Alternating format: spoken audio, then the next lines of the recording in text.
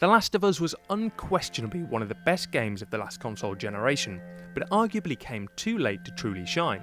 By the time it rolled onto PlayStation 3 consoles all over the world, gamers were already looking forward to the promise of next-gen brilliance, with the PS4 and Xbox One.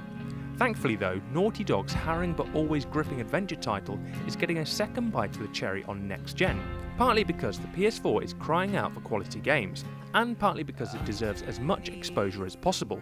Well, the PS3 original was hardly a slouch when it came to visuals, but The Last of Us Remastered has been upgraded to take advantage of the additional power provided by the PS4. Everything runs at a blazing 60 frames per second and in full 1080p resolution, with detailed character models and high-res textures.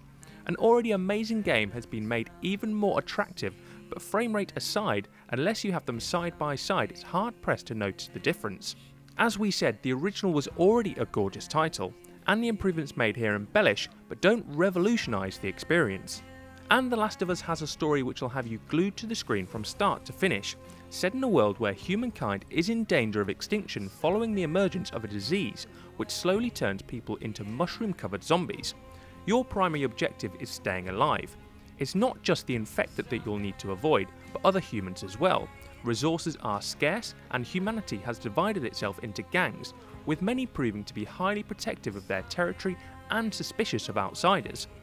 Combat in The Last of Us is brutal and shocking, as it would be in this kind of hostile situation. Protagonist Joel is a man hardened by things he's seen and done, and while he's not invincible and can't dash into any battle situation all guns blazing, he's pretty handy with his fists and feet and thinks nothing of smashing skulls against any solid object he has to hand. Joel can't take on too much however, and you'll need to carefully plan your attacks unless you want him to end up dead. And Left Behind, the DLC launched on the PS3 recently, is included from the outset, and focuses on Ellie's life before she met Joel. It adds a few hours of quality to an already stunning adventure, and it's remarkable in that it builds even more on Ellie's character.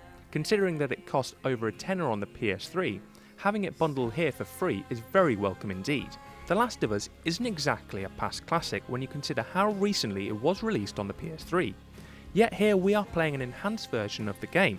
It certainly is the best edition of Naughty Dog's title, offering better visuals and the DLC bundled from the outset. The addition of solid 60 frames per second performance makes a massive difference, enriching an already eye-catching game.